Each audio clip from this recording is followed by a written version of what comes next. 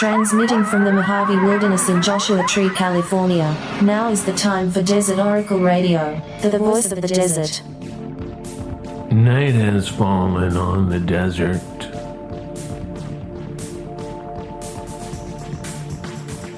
I was driving through Anza-Borrego,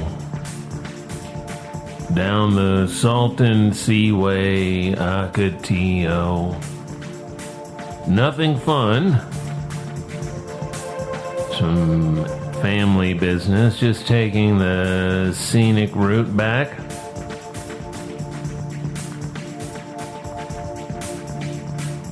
My occasional reminder why I've landed up here in the high desert. Far from that grim border scene that just keeps growing upward and outward, a cancer by choice year after year, long before the current outrages, that militarized hell zone.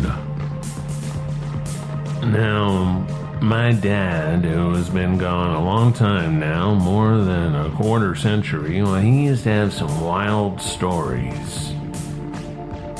He grew up on the south side of Phoenix with his twin brother and their dad, who was a union steward at the Goodyear factory west of town. That's a suburb called Goodyear now, full of those enormous tract house boxes on a little sliver of gravel and concrete. They had come from a little coal company town called Wayland in eastern Kentucky, named after the coal company boss. How'd you like that, to live and die in a place named for your boss? You ever hear that song 16 Tons about wage labor coal miners who owe their life to the company store? The coal company did not just own your place of work, your employment, and all the mountain land they destroyed and polluted all around you, and your crappy little shack on the highway where the coal trucks and coal trains rumbled by all day and night. But they owned the only store in town, too. And because it was starvation labor, the workers never had enough to buy food, shoes for their kids, all that 100% true Loretta Lynn stuff. So you do what's now called a payday loan, the same scam writ large. You would go into debt at the coal company's especially grim version of a Dollar General. If you can imagine something more grim than a Dollar General, they owned you. They owned your life. They owned where you slept, what you eat. Now, my dad was just a little kid when he left there, but he hated it so much he never had any interest in going back. One time we went to visit his mother in West Virginia for Christmas, and he drove the Tennessee-Virginia route, absolutely no interest in driving through eastern Kentucky, ever seeing it again. And he never did.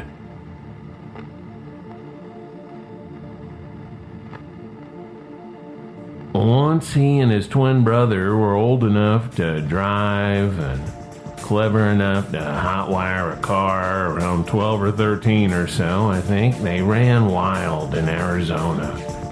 A very different Phoenix than what we know today. It was Marty Robbins playing Mexican and native-inspired hillbilly boogie at a gas station that functioned as a drive-in bar on weekends. Marty would be up on a flatbed with the other musicians.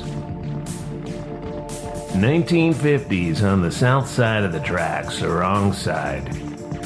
My dad and his twin, they liked motorcycles. They had those Wild Bunch choppers all stripped down, and the cops would always pull them over for not having rear view mirrors. Give them tickets, threaten their lives, the usual thing cops do to poor people. So being smart Alex, The Lane brothers got some little dental mirrors from the medical supply store, tiny round chrome mirrors. And apparently the cops were baffled and furious about this clever little trick. Technically, the mirrors met the vehicular code. It was like that Robert Mitchum movie, Thunder Road, minus the moonshine. Although they probably did bring a lot of contraband back from Nogales, cross tops and the like. Maybe they ran bootleg tequila, who knows. From the stories I heard, they spent maybe every other weekend carousing in Nogales. Border crossing was a more casual affair back then. At some point, although nobody ever gave me the straight story on this, and I guess I'll never get any straight answers on this or another 100 topics, the choice was the military or juvie. That seems to be what happened for both of them. So one enlisted in the Air Force, one in the Navy. That's how most people end up enlisting. Blackmail of one sort or another. Oh sure, the waterheads on the New York Times op-ed page are full of pro-military fascist glory from their mansions in Arlington and Chevy Chase and Foggy Bottom. But for the people they dump in the hot zone, it's almost always blackmail. Economic blackmail, primarily. Now, a bunch of guys on the base tonight are nodding along. They know the score. Keep your head down and try to get out alive. Try to get out with that piece of paper that'll let you maybe get a decent job somewhere.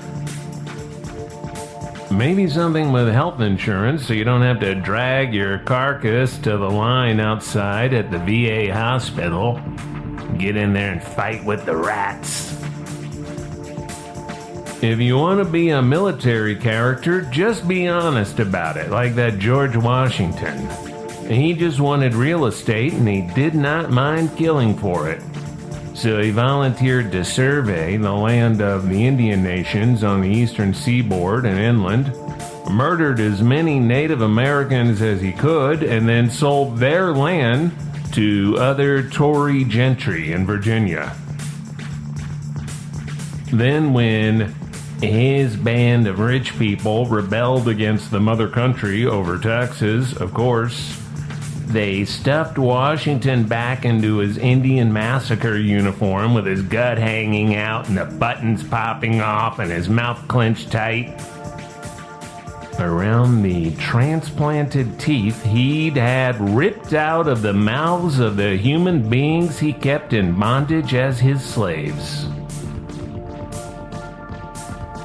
You didn't really believe that wooden teeth story, did you? And well, he was the most useless general you could get. He was good at beating and flogging the starving, forced enlistment soldiers of the Continental Army and not too good at anything else. If it wasn't for the European war raging between an ascendant France and a struggling England, well, who knows? Maybe we'd all have health care today. And maybe slavery would have truly ended 50 years earlier than it sort of halfway not really did after the victorious American war against the South. Anyway, crossing the border was a more casual affair in the 1950s, as it was even in my lifetime. If you lived on the U.S. side of Tecate or Tijuana in the 1980s, you had favorite restaurants and bars and artisan shops that you went back to time and again. Now, way back then, I lived kind of halfway in the back country near Tecate, so we'd dress up and go to Tecate on Saturday night to dine in style at one of the famous Chinese restaurants there. Still a bunch there. Whatever Chinese cuisine you like, they probably got a place that specializes in it. And because it was Mexico, the food was so good and spicy as hell, all kinds of stuff you never saw in the American restaurants then, especially in San Diego. At one point in the late 80s, I knew all these artists and journalists who lived in the cheap and fun and intellectually stimulating artist neighborhoods in the easy parts of TJ. I knew them mostly through my wife at the time, who covered the border art scene for the college newspaper and the LA Times, and knew this group from her art classes at SDSU, where I managed to have a late night radio show without ever enrolling in the college, which seemed like a waste of time. We'd have these wonderful nights every now and then, walking across the border from the trolley station and meeting up at some art gallery or concert space with all this heavy cultural stuff, and then you're at a neighborhood working class bar or restaurant, walking narrow streets, drinking and singing and laughing. Music in the cafes at night and revolution in the air. Guillermo Gomez Pena was one of the artists. Fernando Romero was one of the journalists running the Union Tribune Tijuana Bureau. He was a jazz drummer, too. Had worked the strip clubs on Revolucion from the time he was just a kid. Gomez Pena did these wild performances wearing a Mexican wrestling mask, all very controversial in San Diego, which was and still is his Nixon suburb, ironically dropped on the Mexican border. He had very dramatically been married to U.S. artist Emily Hicks just off the shore of the international border, where the border fence went right into the surf like some Cristo installation. They divorced a year later, but what an art project.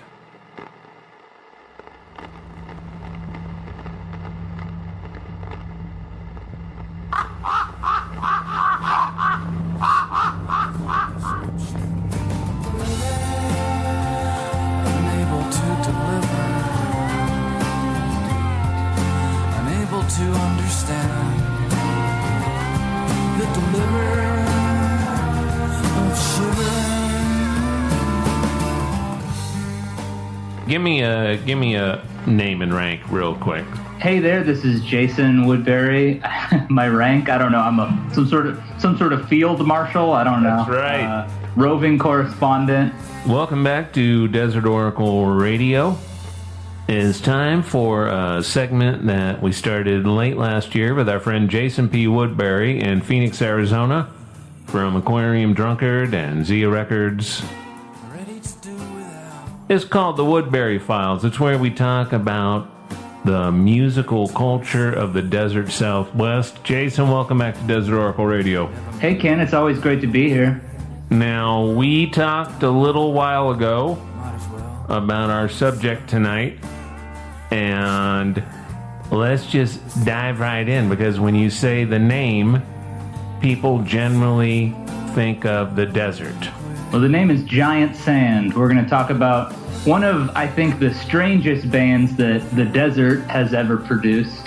You know, out here in Arizona, Ken, I guess there's some sort of perceived rivalry between Phoenix and Tucson. You hear about it sometimes, but I guess in that case, I'm going to cross the battle lines today to talk about, I think, one of the best groups that Arizona's ever produced, Tucson's own Giant Sand.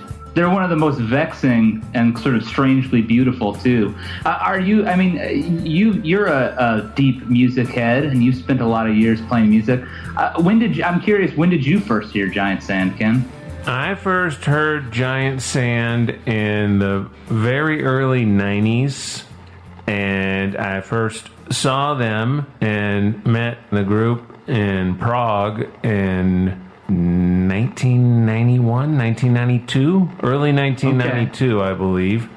Yeah. At a place called Club Bunker, and I worked at the radio station there, Radio Jedna, the alternative station there in Prague, and they came in and they filled the joint, and everybody knew all about them. And here I was, somebody who had even lived in Arizona myself and was from this area. And they were way ahead of me. I just knew a little bit about them, and they blew me away that night. Like a lot of like a lot of American acts, they're pretty fervently revered, overseas versus not to say that they don't do very good in Tucson. They do. Over there, there's a real appreciation for the kind of mix of American culture that a group like Giant Sand represents. This, I think, was a listener request. Somebody had suggested that we dig into Giant Sand, so I'm really glad to be able to do so. I think I first heard them through a group that sort of spun out of Giant Sand, the band Calexico, which was a favorite of mine, and I started kind of going back, and that's the wild thing about Giant Sand, is that all these groups have been in, all these people in the band, it's an ever-evolving collective, and over the last couple decades, there have been members of Dream Syndicate, Green on Red, members of the Go-Go's, but the guy who's at the center of Giant Sand is Hal Gelb, whose whole thing is this skewed, strange, desert warped sensibility that really nobody else has a sound like him. He's got a very distinct voice, this kind of low rumble, and this sound that sort of refuses to ever solidify into just one thing. So you've got sort of Neil Young and Crazy Horse style rock, and then you've got Paisley Underground, psychedelia, and then country, jazz, spaghetti western soundscapes. They're really one of the strangest and most exciting groups ever to come out of the desert. Yeah, and they play the kind of stuff that you can enjoy late at night by yourself, stony, country, twangy, heartbroken stuff, driving down a desert highway. I mean, it's soundtrack stuff, It's like whatever you're doing, it's made more beautiful and more cinematic by having Giant Sand on. Hanging by a thread, well out on the road.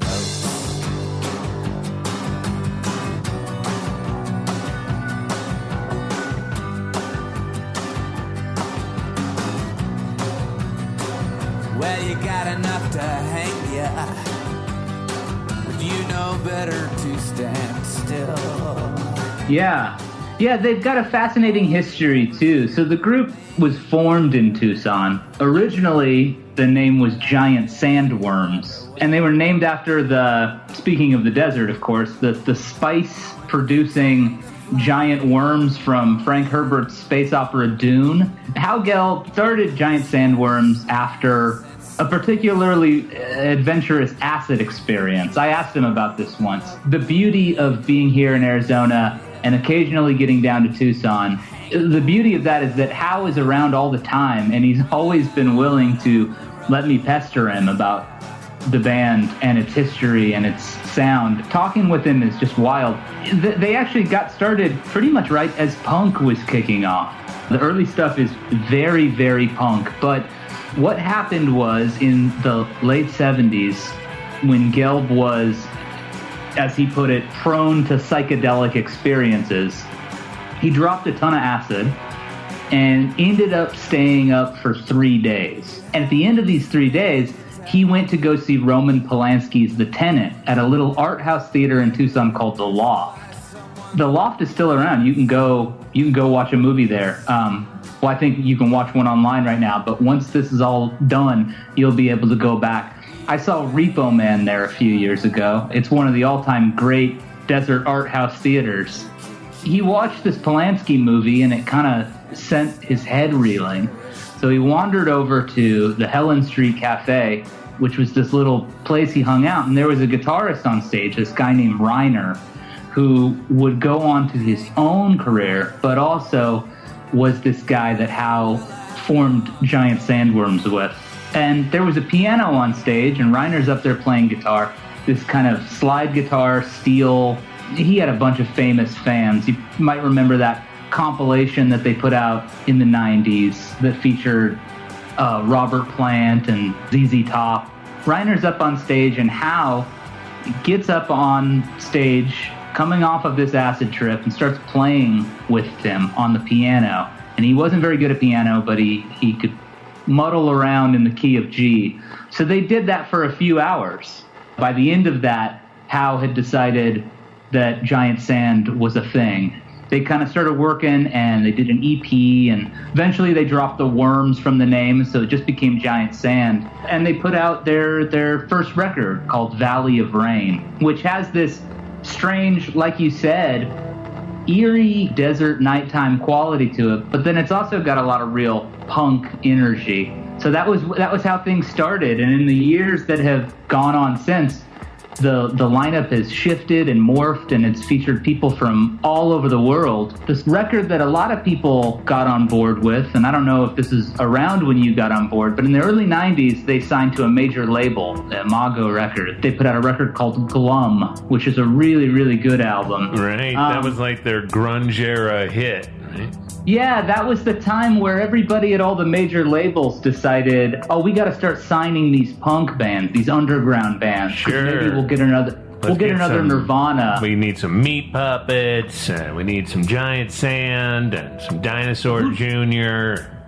Yeah, who didn't get signed? I mean, the Butthole Surfers got signed to a major label contract. Just about everybody who had been kicking around in this weird American DIY independent punk thing got signed. So Glum is a great record. I really, really enjoy that one. And their 90s records are great. But for me, I really get into it in the early 2000s after they signed to Thrill Jockey. And like I said, the Calexico thing, Joey Burns and John Convertino were these two guys who got their start in Giant Sand.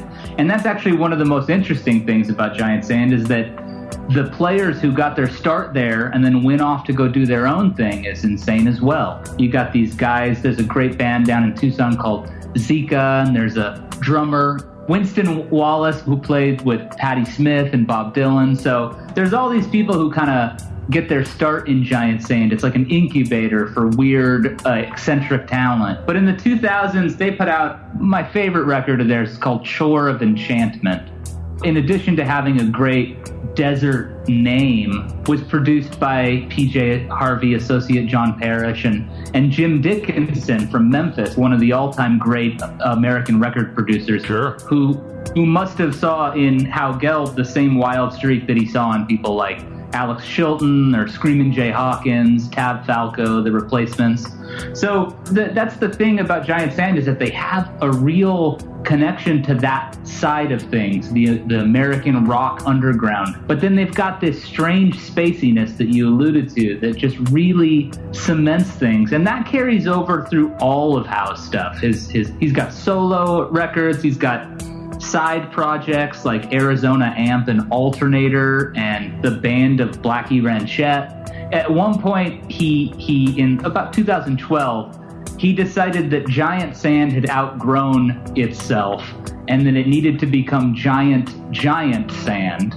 So Howe added an extra giant to the name, and they released a record at this point with a bunch of great people. Phoenix vocalist named Lana Kelly, whose work is great. She's in a great indie dream pop band called Cherie Cherie. I advise everybody to go check out her stuff. But they put out this thing in 2012 called Tucson, a country rock opera, which was sort of centered on the idea of being in Tucson and sort of escaping the place that you come from, but then being drawn back. So there's all these hilarious lyric, good luck suckers is the name, is like sort of a phrase that carries all through the record. But it's just that same weird, wild, diverse set of things happening on the record where it rocks 1 second and then it's spooky the next and then it's kind of drifting and melodic. In 2016, though, he decided that Giant Sand was done. In being Howe, with this strange sensibility, he decided he would announce it by saying that I kind of quit, I think is what he put it. I think I kind of quit. I guess he couldn't stay away because the band came right back to life in 2018. And they released their most recent record, which brings us full circle. It's called Returns to Valley of Rain. And it was Howe and all of his awesome musicians just completely reimagining the first record, Valley of Rain. And it's as punk and noisy and loud as anything he's ever done. So the thing about him is that he's just this man of extremes. And I think that's something that maybe feels very uniquely Arizonan, But Hal is a strange dude. He's prone to speaking in riddles, and giant sand is, to my mind, one of the most exciting things that the desert rock scenes ever produce.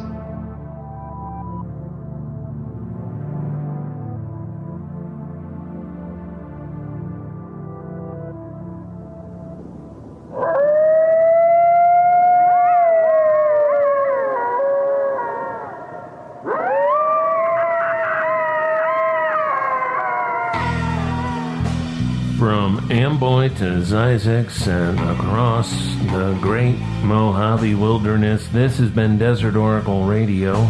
I'm your host, Ken Lane. Some sounds tonight from our own Red, Blue, Black, Silver, plus some of Giant Sand. Check them out on Spotify or whatever. Maybe buy a real record. Our theme song, this one I'm talking over, is by Pierre Langer. We broadcast from Joshua Tree on Friday nights locally from KCDZ 107.7 FM, streaming on the internet if you're out of range, or better yet, get yourself in range. Get a home on the range. Be a holy ranger. You can get the Desert Oracle podcast through all the usual outlets. We got 100 episodes now. We got a Patreon set up as well. It's how we pay the bills, and we're lucky to have a way. Lucky to have all of you. Join the few and the proud on patreon.com, Desert Oracle, or just check out our website at desertoracle.com. We are not taking a summer break this year, as should be obvious from the fact that we just keep on ticking over here in the Desert Oracle radio studio, but I promised myself that after episode number 100, I would give myself a 2-week break. Not for vacation, not quite yet, but to finish the new Desert Oracle periodical, the pocket-sized newspaper of the Desert Southwest, making some changes, and the biggest change is we're trying to get back on the quarterly schedule. So if your subscription lapsed, now's a good time to re-up, as they say, before I send the subscriber list to the printer in about a week, so they can ship those suckers out. Hang in there these next 2 weeks.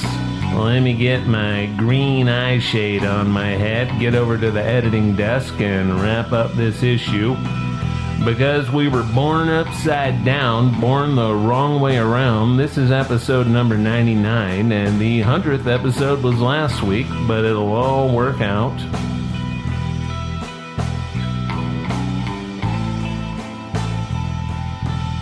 We do appreciate you making the time to spend with us on Friday nights or whenever you listen. Good night from the voice of the desert.